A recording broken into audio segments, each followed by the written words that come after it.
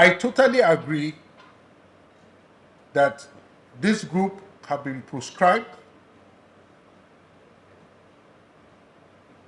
I totally agree that this group are likened to a terrorist group. And I totally agree that this group should be treated as such for what they are. Just about a week ago, they killed security forces. Unprovoked attacks.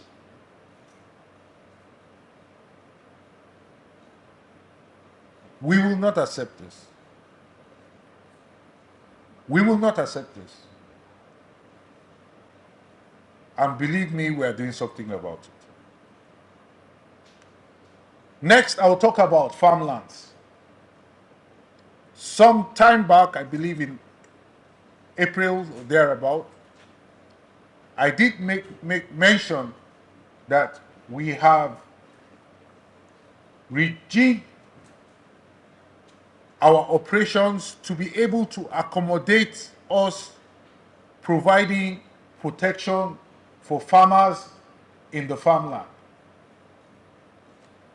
The timing was at the offset of the rainy season, such that, as we know, we are faced with the issue of food in the country.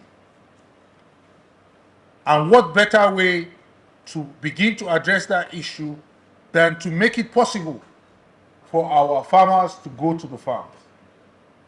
So we provide protection for them to be able to go to the farm and farm. And this is so that when the time comes, we will have a bumper harvest and it will address the food issues that we are faced with in the country today. We have this going on in several of our theaters of operation, particularly, I must stress, in the northern part of the country, because that is where we have been faced with these challenges mostly. Now, sadly, the people of Gobir lost a traditional ruler to a very vicious and brutal group, terrorist group.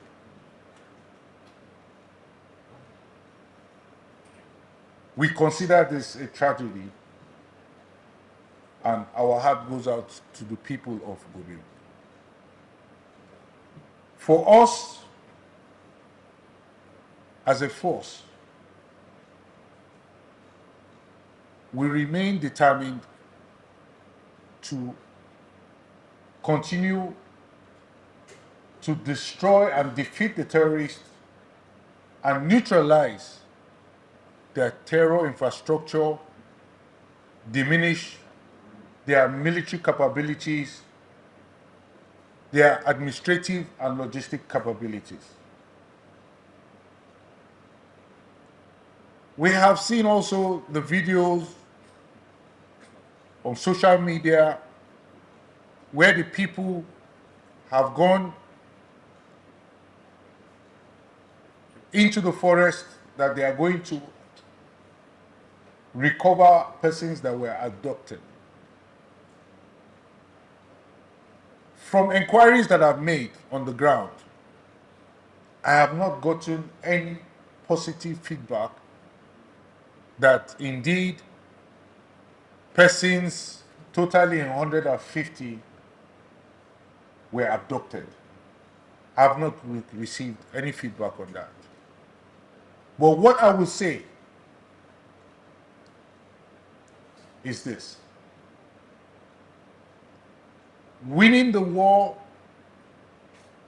against this kind of groups that we're faced with, these terrorist groups that we're faced with, is not just for the military, our equipment, or even finances. It largely depends on the people.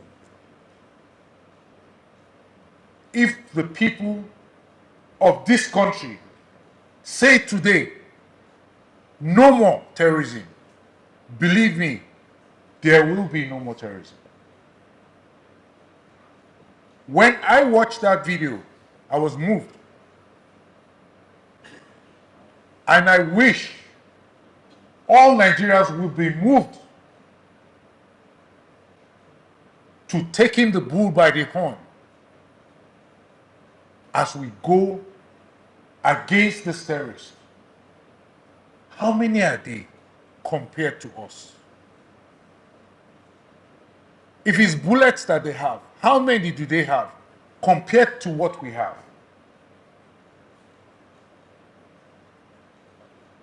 I repeat it again. Winning this war is not just about the military, our equipment, or finances. It largely depends on the people. Thank you. Oh, lastly,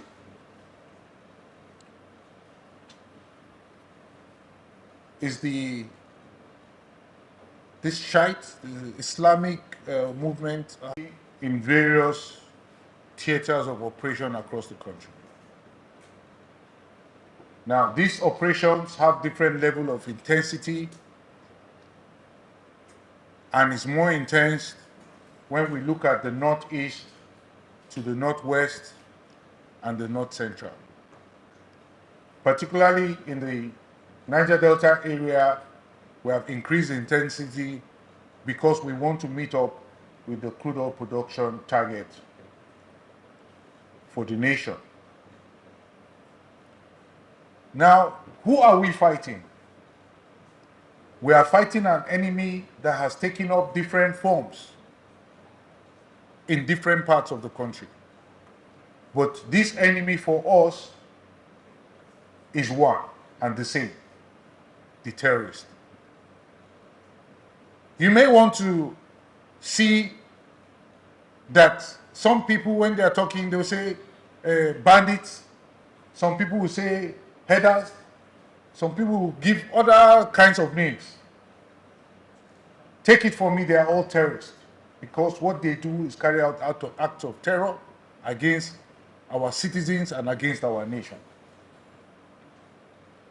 Now, if they be terrorists, then we, as a military, will bring overwhelming military force upon them to destroy them, take out their leadership, their commanders, their foot soldiers, and indeed annihilate them from the surface of the earth.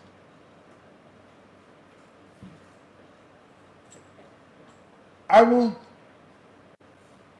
take a look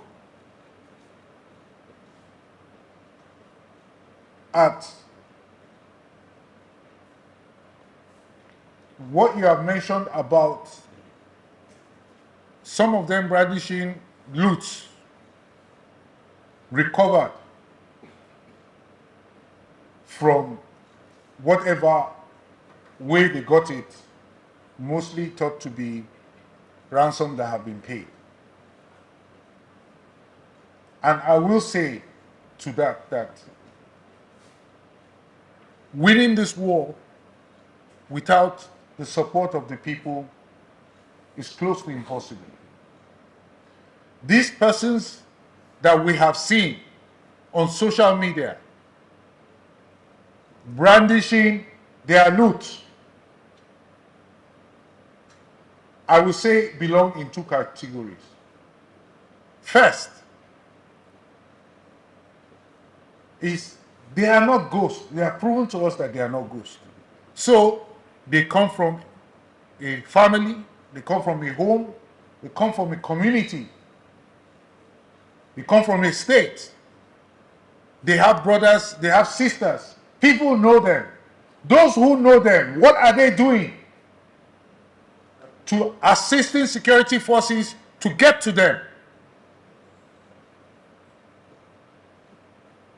We as a force, we're not spirits. I have said it severally that you see something, you say something. And I even modified it. I said that more people know than those who see. So if you know something, you say something, and we will do something about it.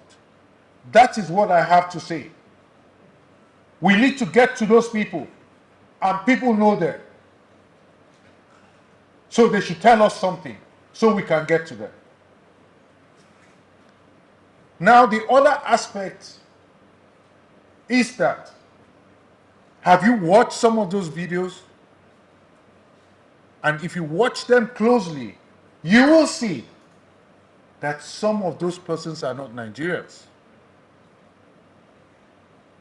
So what does that tell us?